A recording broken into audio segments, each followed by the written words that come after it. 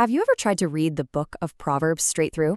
It can honestly feel a little bit like scrolling through some ancient social media feed, right? You get these wise quotes, these really sharp observations, and then some advice that just seems, well, totally random.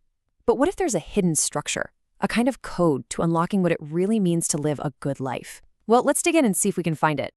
Because on the surface, it's so easy to see Proverbs as just a jumble.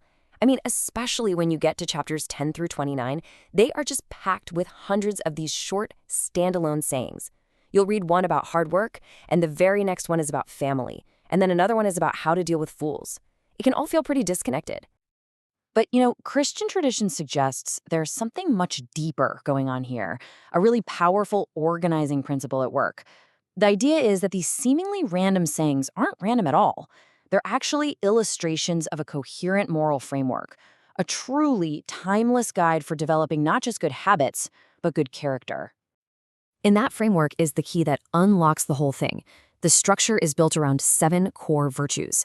Now, it's important to note this specific list wasn't pulled directly out of Proverbs, but it fits the book's moral teaching so perfectly that it gives us this incredible lens to see the profound wisdom that's woven through every single page.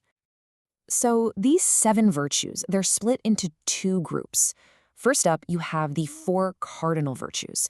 Think of these as the practical, foundational skills for just living well in the world, things that are accessible to pretty much everyone. Then you've got the 3 theological virtues. These are a little different. They're about our direct connection to God and are understood to be gifts of grace. So let's start with that foundation.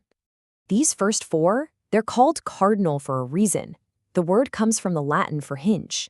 They are the hinges on which a well-lived life turns. This is all about how we operate in the day-to-day world. And first up is prudence.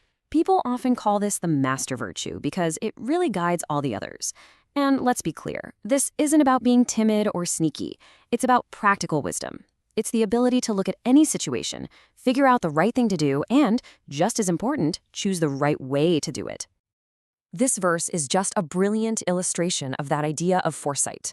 The prudent person gets the seasons of life. They know that what you do today has real consequences for tomorrow. It's about acting with wisdom and purpose.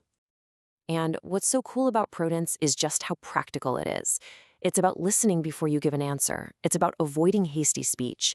It's about planning ahead. Think of Proverbs 26, where it says, "Do not answer a fool according to their folly." But then right after it says, "Answer a fool according to their folly." Well, which is it? Prudence is the wisdom to know which approach the situation actually calls for. Okay, let's move on to our next cardinal virtue, justice. At its heart, this is all about righteousness and fairness. It's that steady, constant commitment to giving everyone, that means God and our fellow human beings, what they're owed. It's how you build relationships based on respect, equity, and real harmony. And this verse, wow, it is so powerful. It shows that for the writers of Proverbs, justice isn't some secondary issue. Doing the right thing, being fair in the world, that's valued even more highly than religious rituals. It's about how we actually live, not just what we say we believe. Next up, we have fortitude. And this is so much more than just physical bravery. We're talking about moral courage here. It's that inner strength, that patience to just stand firm when things get tough, to resist temptation, and to keep going after what is good, even when it's really, really hard. I just love this image. Fortitude gives the righteous this deep confidence that the wicked, who are just driven by fear and instability, can never, ever have. It's a boldness that comes from having a character that's truly grounded in what is right. And our final cardinal virtue is temperance. This one is all about moderation, balance, and self-control. It's the wisdom to govern our appetites and our desires, instead of being governed by them. It's simply about knowing when enough is enough. This metaphor is just so striking, isn't it? A lack of temperance, a lack of self-control leaves you completely vulnerable, exposed, and defenseless against all those destructive impulses. Self-control is your wall. It's your protection and your strength.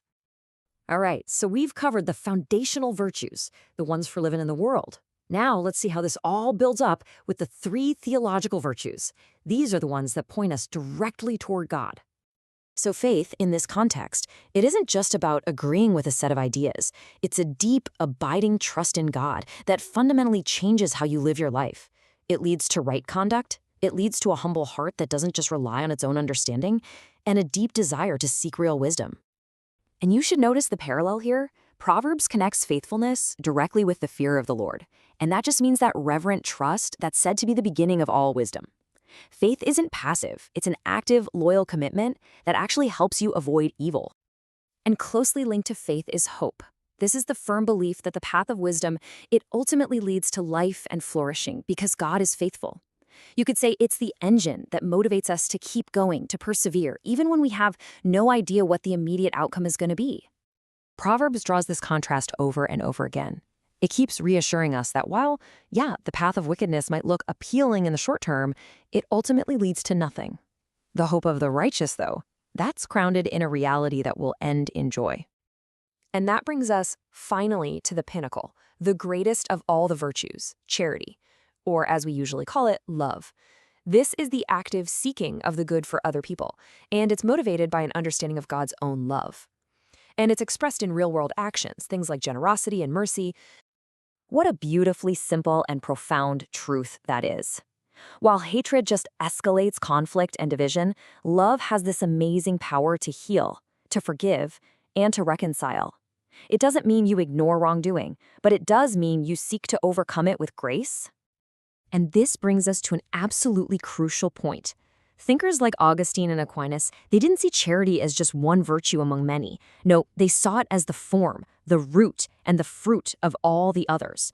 When prudence, justice, and fortitude are perfected, they are all in their own way expressions of love. So there we have it, this ancient framework of 7 virtues. It unlocks the structure of Proverbs, for sure. But what does it mean for us, for you and me, right here, right now? How can this possibly be a blueprint for modern life? I mean, that really is the question, isn't it? In a world that is moving so fast, do we need more prudence? In a time of such deep division, do we need more justice and charity? In an age just filled with anxiety, maybe we need more fortitude and hope. This ancient guide, it doesn't just offer random advice. It invites us to build a character that can truly flourish, no matter what century we live in.